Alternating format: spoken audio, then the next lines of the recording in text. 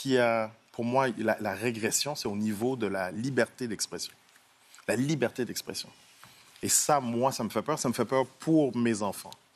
Ça me fait peur pour l'Occident en général. Ouais. On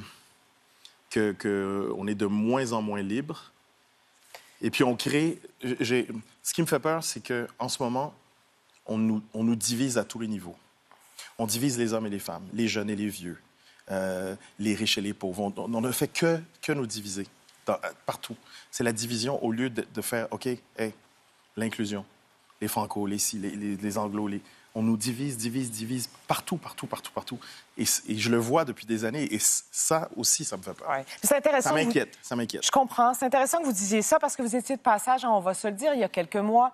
Vous avez émis des doutes sur la vaccination dans cette émission. J'ai émis... Qu'est-ce que vous avez exprimé? J'ai émis... Oui. Ce qui m'a choqué, c'est que je suis ce qui se passe aux États-Unis, au Canada anglais, en Europe, dans plusieurs pays d'Europe, quelques pays africains, quelques pays antillais, un peu partout. Je dis, le seul endroit où je ne voyais pas de débat, où on n'entend que la version officielle du gouvernement, des gouvernements fédéral et provincial, puis on n'entend pas d'autres gens, c'était au Québec.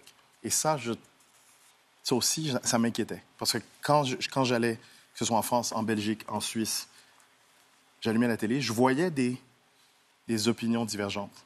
J'entendais des gens qui posaient des questions. Mm-hmm. C'est que ce qui me rend fou, c'est que tu poses une question et on te saute dessus, on te traite de tous les noms. Complotiste. Ça vient vite. Oui, complotiste, mais c'est en tout cas... Quelqu'un qui pose une question, il n'est pas dans un complot. Il pose une question. Puis de traiter les gens d'imbéciles aussi.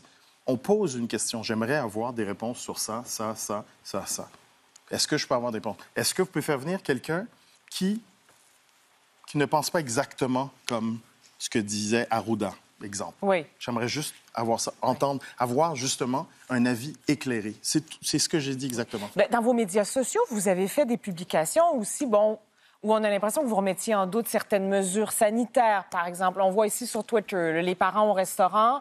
Alors que les enfants vont à l'école masqués, pendant ce temps-là, les parents vont au restaurant. Moi, ça m'a choqué parce que mes enfants étaient masqués.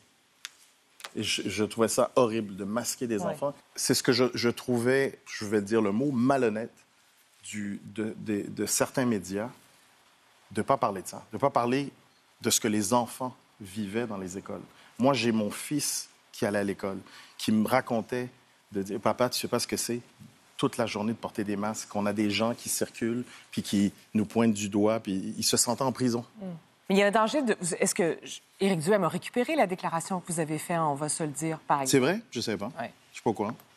Il a fait une publication à partir de ça. C'est vrai? Ouais. Je suis pas au courant. C'est ça qui peut arriver, en fait. Maintenant que je vous mets au courant, comment ça vous fait réagir?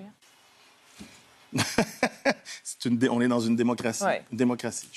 Moi, c'est ça c'est la démocratie. Démocratie. On n'est pas... voilà, c'est...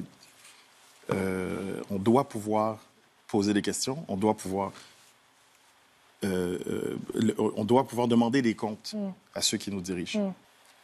Ça m'inquiète. Ouais, ça m'inquiète. Ouais. Je me pose des questions. Ça m'inquiète quand les... c'est bien que le gouvernement donne un coup de main. Ils nous ont tous donné un coup de main, qui donne un coup de main aux médias pendant ces 2 années. Je le sais, 2 ans, congé forcé, pas pouvoir faire mon travail. Je sais que c'est pas facile, mais on est passé au travers. Mais que quand le gouvernement fédéral, je ne sais pas si le gouvernement provincial le fait, mais subventionne autant les médias... Ben, écoutez, ça brouille les cartes. Ouais. Je trouve que ça brouille les cartes. Je trouve que ça brouille les cartes. Parce qu'à un moment donné, tu vas dire, est-ce que je vais cracher dans la soupe? Oui, mais je vous arrête là-dessus parce que je travaille dans les médias. J'ai jamais senti ni eu de témoignage comme quoi le gouvernement intervenait sur le type de questions qu'on avait à poser. J'ai pas dit ça, c'est pas ce que j'ai dit. C'est pas ce que j'ai dit. J'ai dit, c'est pas du tout ce que j'ai dit. Il faut pas mettre des mots dans ma bouche. Ça aussi, c'est très dangereux. J'ai pas du tout dit ça. J'ai dit, je trouve que ça brouille les cartes quand le gouvernement aide à ce point les médias ou envoie autant d'argent les médias, quand, à mon point de vue, à moi, ça peut créer des conflits d'intérêts. Mais il faut avoir des preuves pour dire ça. J'ai dit ça peut créer des conflits d'intérêts. Et je trouve que ça brouille les cartes.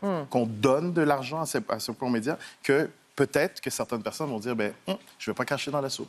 Ça peut arriver. Nous sommes tous des êtres humains. tous des êtres avec nos failles. Oui. Avec nos failles. Donc, c'est encore une fois, c'est se poser des questions et de... Regardez, là, vous faites votre boulot de journaliste. Vous me relancez, vous me remettez en question. Mais j'aimerais que ce soit comme ça avec tout le monde de la même façon.